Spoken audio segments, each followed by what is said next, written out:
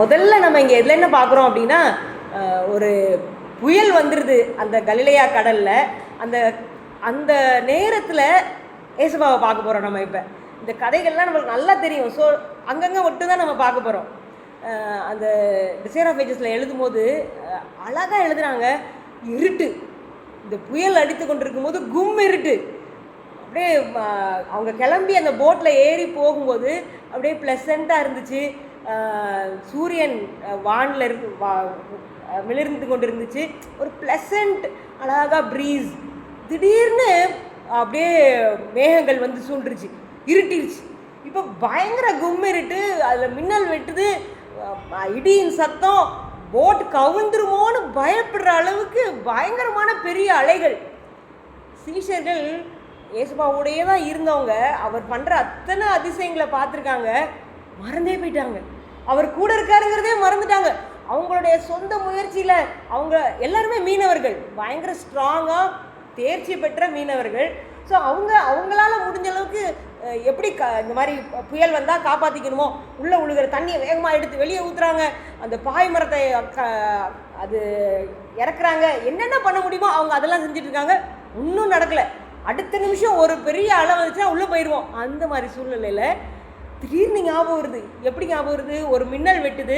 அந்த மின்னலோட ஒளியில் அவங்க பார்க்குறாங்க, ஏசப்பா அப்படியே பட்டு தூங்கிட்டு இருக்காங்க. போட் இப்படி அப்படியே ஆடிட்டு இருக்கு, ஏசப்பா தூங்கிட்டு இருக்காங்க. அவர் வந்து, ராயரே தூங்குறீங்களா, ப்ளீஸ் எந்திரிங்க எந்திரிங்கன்னு சொல்லிட்டு வேகமாக அவரை எழுப்ப போகிறாங்க. அந்த பேரிரைச்சல், சீஷர்கள் எழுப்பி விட்டது, ஏசப்பா முழிச்சிட்டாங்க. ஒரு நிமிஷம் அவர் முகத்தை அந்த ஒளியில் பார்க்கும்போது அதில் ஒரு கலக்கம் இல்லை, ஒரு பயம் இல்லை. ஐயோ இப்படி எழுப்பி விட்டாங்களேன்னு கோபமும் இல்லை. எழுப்புன உடனே பார்த்து இந்த புயலை பார்த்து அவர் பயப்படவும் இல்லை. நம்ம எல்லோரும் உடனே நினச்சிருவோம், அவர் காட் இல்லை, அவர் கடவுள், அவர் எதுக்கு பயப்படணும். ஆனால் நம்ம மறக்கக்கூடாது, கடவுள் அப்படின்ற அந்த எல்லா ஆட்ரிபியூட்டையும் அவருடைய வல்லமையும் அவர் இறக்கி வச்சுட்டு தான் இந்த உலகத்துக்கு வந்தார். மனிதனாக நம்ம ஒவ்வொருத்தருக்கும் என்ன பலனெல்லாம் இன்றைக்கி பெற்றுக்கொள்ள முடியுமோ அது மட்டும்தான் அவருக்கு அன்றைக்கி இருந்துச்சு.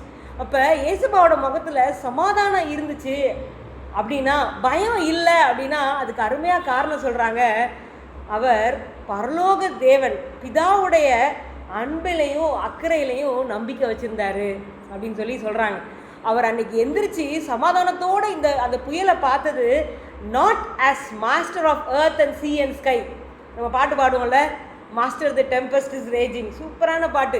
அதில் ஐயோ ராயரே அப்படின்னு சொல்லி அவங்க கத்துற அந்த கத்தில் அவர் வந்து பூமியையும் கடலையும் வானத்தையும் உண்டாக்குனவர். நீங்கள் இதை அவர் எந்திரிச்சு நின்று அவர் ஸ்டாப்னு சொல்லுவார், நம்ம பாடுவோம். ஆனால் அவர் உண்டாக்குனவர் தான். ஆனால் இன்னைக்கு அதோட மாஸ்டராக, படைத்தவராக அவர் அதெல்லாம் பார்க்கல. இது எல்லாத்தையும் கட்டுப்பாட்டுக்குள்ளே வச்சுருக்கிற பிதா என் மேலே அக்கறையாக இருக்காங்க, என்னை கைவிட மாட்டாங்கன்ற அந்த நம்பிக்கையில் அவர் எந்திரிச்சாங்க. இல்லை என்ன பாடம்னா, இதே பலன், இதே நம்பிக்கை நம்ம ஒவ்வொருத்தருக்கும் கொடுக்கப்பட்டிருக்கு. நம்ம எப்படி இருக்கோம், நமக்கு வாழ்க்கையில் வர்ற பிரச்சனைகளை எப்படி சந்திக்கிறோம் அப்படிங்கிறது ஒரு பயங்கரமான ஒரு ரெவலேஷனாக இருக்குது. பாருங்கள், அவங்க பயம் தெரிஞ்சிச்சு. அது எதை காமிச்சிச்சுன்னா, அவங்களுக்கு கடவுள் மேலே நம்பிக்கை இல்லை, போச்சு இப்போ விட்டுருவார், கை விட்டுருவாருன்னு.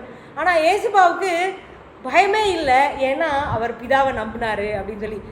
இன்னொன்று, அவங்க காடை மறந்துட்டாங்க. ஜீசஸ் நம்ம கூட இருக்காங்கன்றதே அவங்க மறந்து போயிட்டாங்க. ஏன்? அவங்க தன்னையே நம்பினாங்க. செல்ஃப் கான்ஃபிடென்ஸ் அவங்கள காடை மறக்க வச்சுருக்கான். இந்த ரெண்டு பாடமும் ரொம்ப ரொம்ப பெரிய பாடங்களாக எனக்கு தெரிஞ்சிச்சு. கிறிஸ்து, அவரை நோக்கி பார்த்தோன்னா பயம் வருமாங்க? அவரை மறந்துடுறோம்ல நம்ம வாழ்க்கையில், மறக்கலாமா? இந்த ரெண்டு கேள்விகளையும் நம்ம மறக்க வேண்டாம். ஏசாயா 57வது அதிகாரம் 20வது வசனம் 21வது வசனத்தில் வாசிக்கிறேன்.